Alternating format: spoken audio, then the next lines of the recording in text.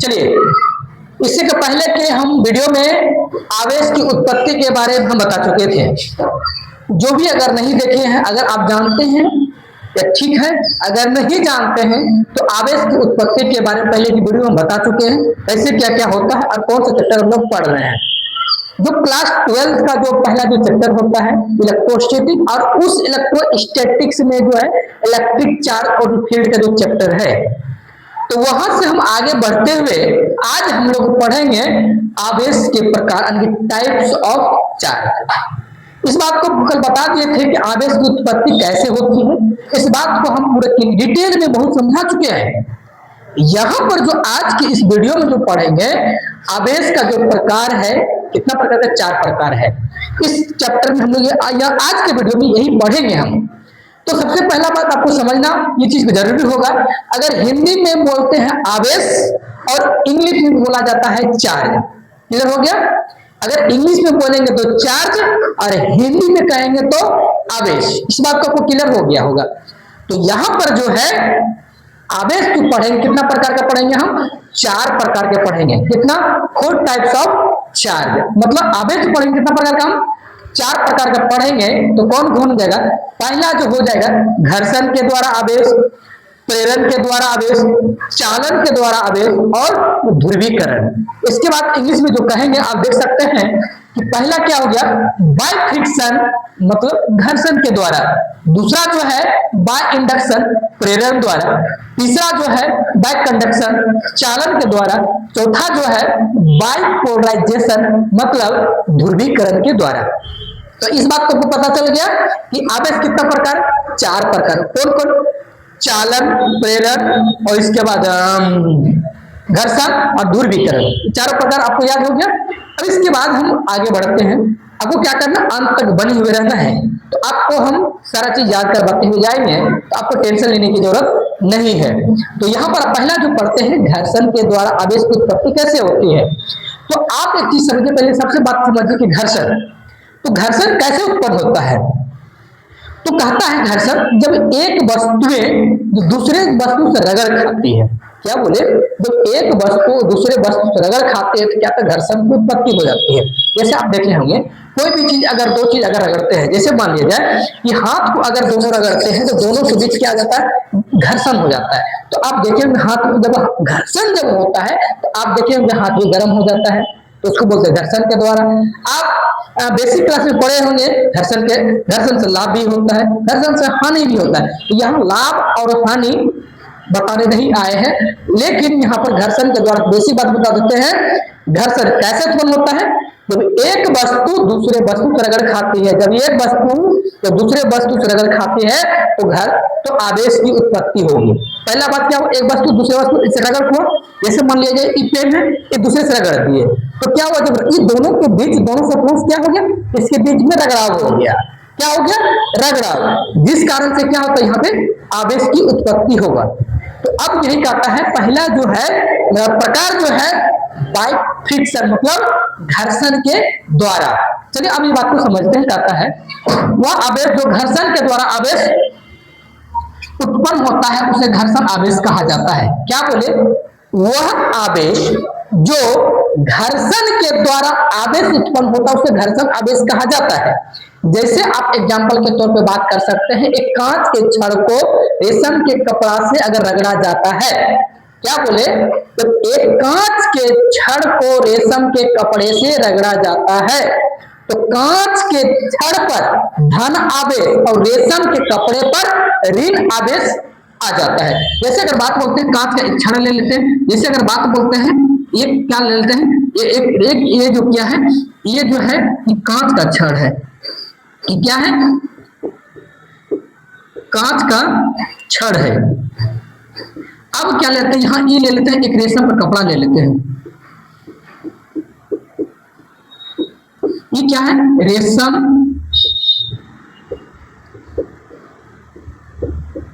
का कपड़ा। हम क्या किए? एक कांच का छड़ ले लिए और क्या ले लिए? एक रेशम का कपड़ा ले लिए।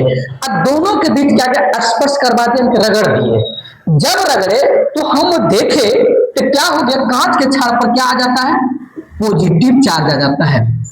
क्या बोले? कांच के छड़ पर पॉजिटिव चार्ज आ जाएगा और ये जो रेशम की कपड़ा जो है, रेशम के कपड़ा पर क्या आ जाएगा, ये निगेटिव आवेश उत्पन्न हो जाता है। इस पर क्या ऐसा कौन सा आवेश आ जाएगा, इसमें क्या हो जाएगा, निगेटिव आवेश आ जाएगा। इस बात को चलिए आपको पता चल गया होगा। इसीलिए लिखे हैं कि कांच के छड़ को रेशम के कपड़े से रगड़ा जाता है, कांच के छड़ पर पॉजिटिव आवेश और रेशम के कपड़े पर निगेटिव आवेश उत्पन्न हो जाता है, जो कि आपको हम समझा चुके हैं। ठीक है, आपको क्लियर है। चलिए, अगर ये क्लियर है तो हम चलते हैं दूसरे नंबर पे, दूसरे प्रकार में। अब कहता है दूसरे प्रकार क्या आता है, दूसरा क्या है, प्रेरण के द्वारा। तो यहाँ पर जो आवेश को उत्पत्ति करना किसके द्वारा, प्रेरण। तो मुख्य रूप से आप समझते हैं प्रेरण क्या होता है। जैसे आप देखे होंगे किसी एक मतलब हम लोग जो आदमी है, किसी अगर दूसरे आदमी देखते हैं, क्या अगर कोई भी अगर बड़ी शख्सियत को देखते हैं तो क्या होता है, उस मेरे अंदर को एक जिज्ञासा हो जाता है कि हम भी उसके जैसा बने। क्या करें, हम भी उसके जैसा क्या होता है, बनना चाहते हैं, ना बनना चाहते हैं। अगर कोई आदमी ज्यादा पैसा कमा रहा है तो हम भी क्या करते हैं, तो मेरा दिमाग में आता हो हम भी मेहनत करेंगे, हम भी क्या है उसके जैसा पैसा कमाएंगे, हम भी ज्यादा पैसा कमाएंगे। तो ये मन में प्रेरणा बन जाती है। जैसे आप सुने हैं बड़े बड़े आदमी क्या, तो मोटिवेशनल वीडियो, तो मोटिवेशनल वीडियो क्या आता है, हम क्या न्यूट्रल फॉर्म में है, उसको से देखते हैं तो हम हमारे अंदर भी क्या था, आवेश उत्पन्न हो जाता है, हम भी कुछ करने के लिए जुनून पैदा हो जाता है। तो वही कहता प्रेरण के द्वारा, मतलब एक को दूसरे के द्वारा जो प्रेरित हो जाता है उसको बोलते हैं प्रेरण। तो इस बात को क्या कहते हैं चलिए समझते हैं। कहता है प्रेरण के द्वारा आवेश, कहता प्रेरण द्वारा जब एक आवेशित वस्तु को दूसरे अनावेशित वस्तु के नजदीक रखा जाता है तो इस अवस्था में प्रेरण के द्वारा आवेश की उत्पत्ति हो जाती है, उत्पन्न हो जाता है। आप जैसे बात कर सकते हैं क्या हुआ, एक वो चार्ज है, अगर जैसे मान लीजिए एक वस्तु क्या है, चार्ज है, मतलब इस पर मान लेते हैं क्या पॉजिटिव चार्ज है। एक वस्तु ए है और एक वस्तु बी है, क्या है, उस पर कोई चार्ज नहीं है।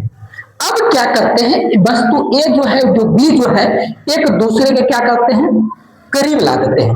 क्या बोले, जब ये दो वस्तु है दोनों के बीच में क्या करते हैं, एक आवेशित है और दूसरा क्या है, अनावेशित है, मतलब चार्ज नहीं है।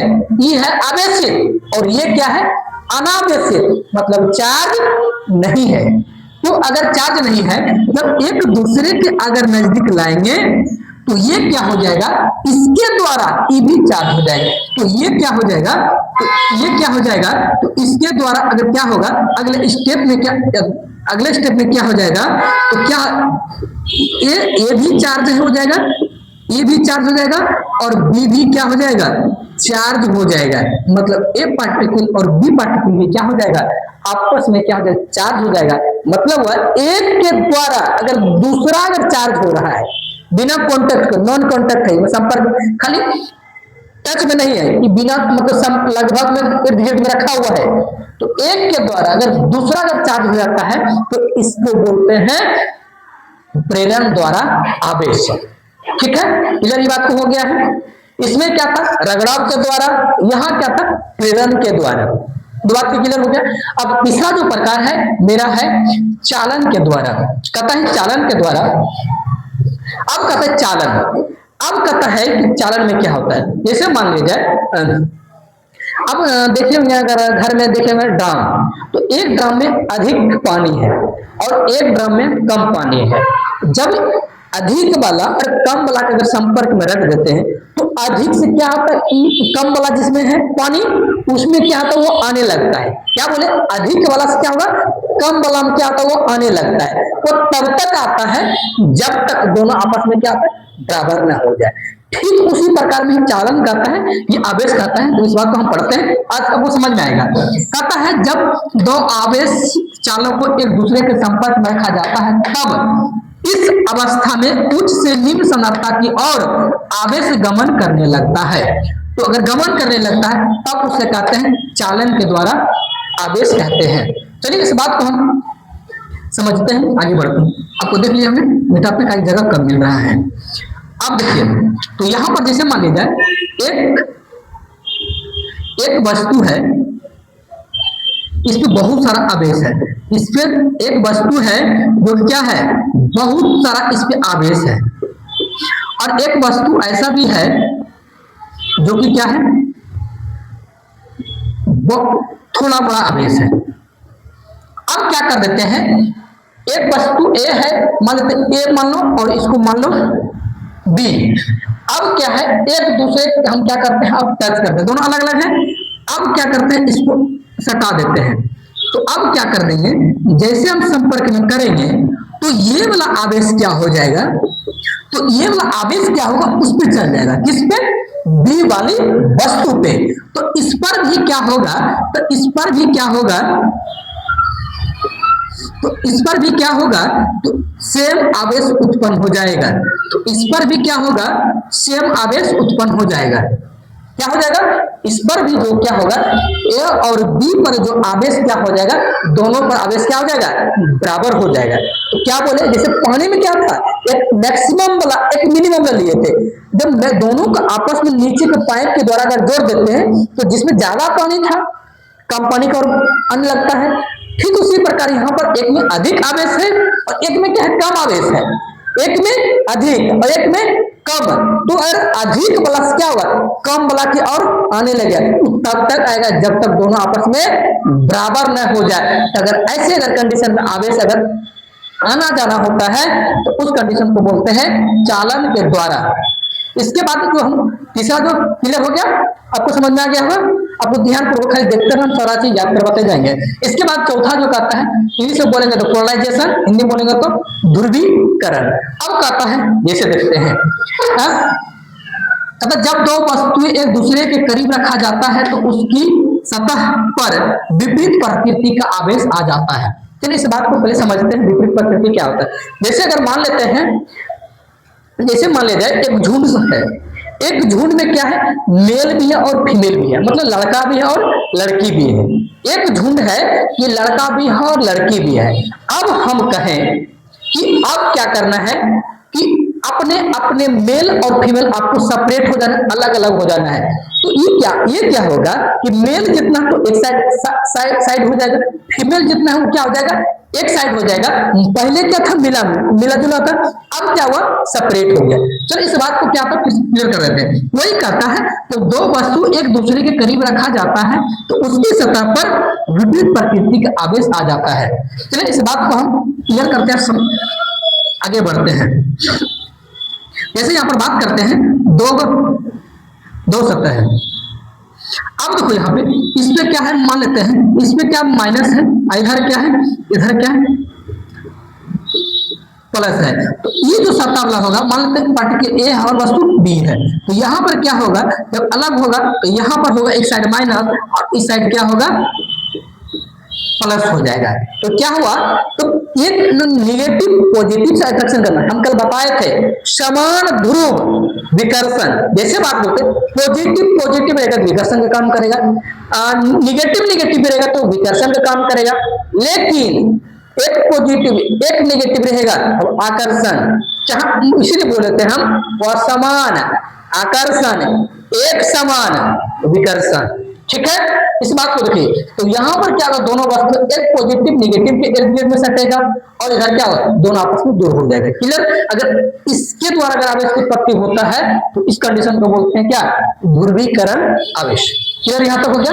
इसके बाद हम बार बार बोल रहे हैं आवेश आवेश आवेश, इंग्लिश में बोलते हैं चार्ज। तो अगर होता क्या, उस बात को समझते हैं। तो पहला क्या था, पहला जो था घर्षण के द्वारा, अगर रगड़ाव के द्वारा अगर आवेश उत्पन्न होता है, घर्षण। प्रेरण के द्वारा एक दूसरे को अगर देख के हो गया तो प्रेरण। इसके बाद एक दूसरे के संपर्क किए, मैक्सिमम से मिनिमम की ओर, ज्यादा से कम की ओर आने के बाद क्या था, अगर बराबर हो गया उसको बोलते हैं चालन। इसके बाद ये क्या, ध्रुवीकरण। एक पॉजिटिव निगेटिव के अगर इर्द गिर्द अगर सटना चाहता है या सकता है तो उसको बोलते हैं ध्रुवीकरण। क्लियर। अब मेन कॉन्सेप्ट जो है यहाँ पे है क्या, आवेश, चार्ज कहते हैं। चलिए इस बात को पढ़ते हैं। कहता है वह भौतिक राशि जो किसी चालक से होकर इलेक्ट्रॉन के प्रवाह को व्यक्त करता है उसे आवेश कहा जाता है। क्या बोले, मुख्य रूप से जो आवेश होता है उसमें क्या था, मुख्य रूप से क्या होता है, इलेक्ट्रॉन ही होता है। आवेश जो होता है उसके अंदर मुख्य रूप से हम जो बातें जो पढ़ते हैं इलेक्ट्रॉन ही होता है, ज्यादा कुछ होता नहीं है। क्या होता है, इलेक्ट्रॉन होता है। वही कहता है वह भौतिक राशि जो किसी चालक से होकर इलेक्ट्रॉन के प्रवाह को व्यक्त करता है उसे क्या कहा जाता है, आवेश। अब कहता है, देखिए चलिए इस बात को हम आगे समझते हैं। जैसे यहाँ पर ये क्या है, तो एक पदार्थ है, इसके अंदर क्या होता है, आवेश प्रवाहित हो रहा है। तो इसमें जो प्रवाहित हुआ कितना इलेक्ट्रॉन प्रवाहित करता है, तो उसी को ये व्यक्त करता है कि अब देखिए यहाँ पे अगर इलेक्ट्रॉन का प्रवाह ज्यादा तो आवेश ज्यादा, अगर इलेक्ट्रॉन का प्रवाह कम तो आवेश क्या हो जाएगा, कम हो जाएगा। क्लियर, इस बात को समझना है।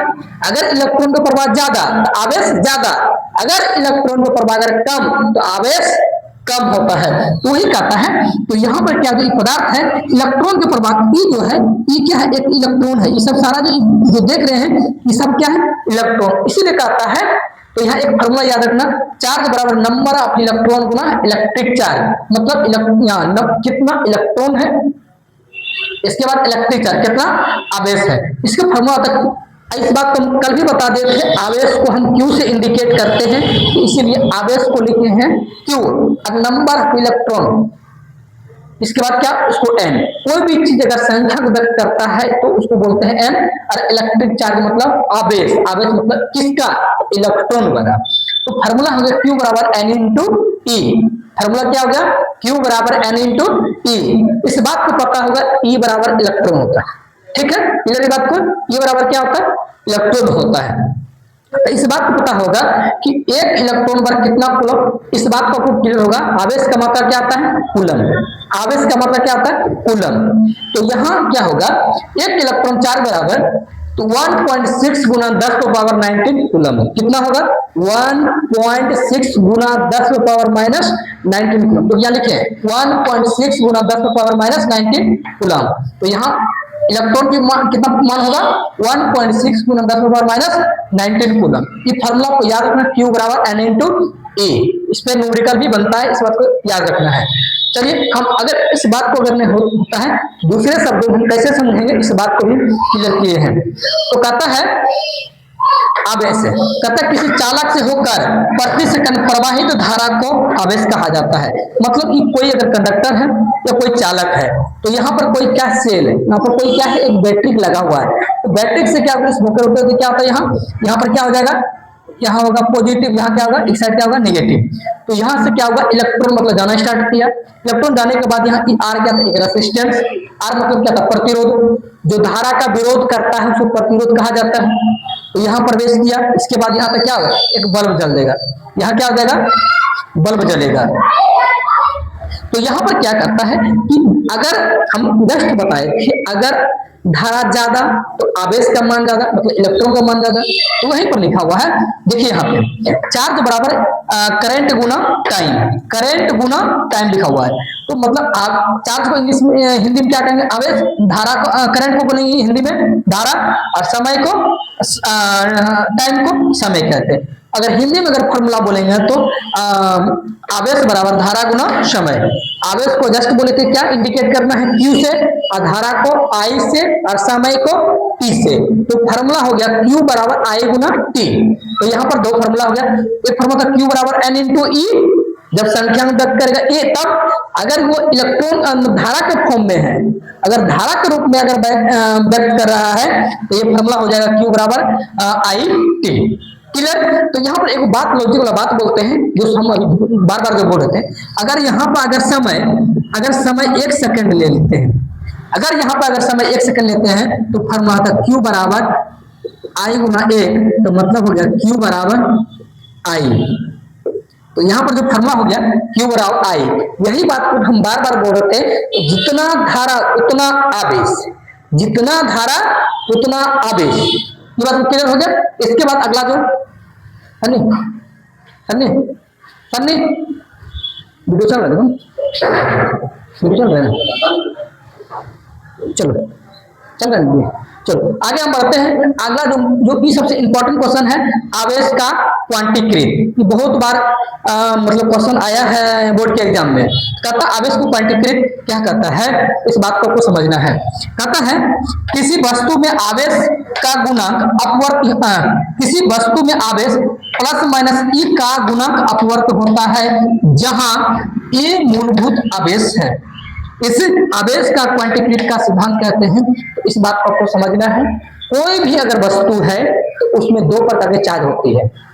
तो कल बता दिए थे हम आवेश कैसे उत्पन्न होता है। तो हम क्या बोले, कोई भी अगर वस्तु है इसमें दो प्रकार के आवेश होती है, एक पॉजिटिव चार्ज, एक क्या होता है, एक नेगेटिव चार्ज होता है। तो यहाँ पर क्या होगा, एक पॉजिटिव चार्ज लेते हैं, एक क्या है, एक नेगेटिव। दोनों का अपवर्त गुणज, दोनों का अपवर्त गुणज प्लस और माइनस के। तो यहाँ Q बराबर क्या होगा, प्लस में भी इलेक्ट्रॉन और ये माइनस में भी, दोनों का जो अपवर्त गुणज होगा उसी को बोलते हैं आवेश का क्वांटीकृत कहते हैं। तो फॉर्मूला होगा Q बराबर N into E plus minus, अगर इसमें रूप में लगा देते हैं तो उसी को बोलते हैं आवेश का क्वांटीकृत। आपको इस बात को समझ में आ गया होगा। हम अगर कहीं अगर दिक्कत है आपको हम कमेंट कीजिएगा, हम बताएंगे, उसके अगले वीडियो में हम उसको फिर से थोड़ा सा रिपीट कर देंगे, रिवीजन कर देंगे।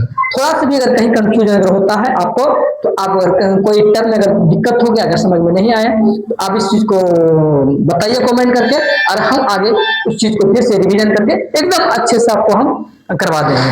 आपको क्या करना है, लगातार मेरे साथ बने रहना है। अल्टरनेट आपको क्या होगा, फिजिक्स का वीडियो आपको क्या हो जाएगा, मिलते रहेगा। मिलते हैं नेक्स्ट वीडियो में, तब तक के लिए जय हिंद।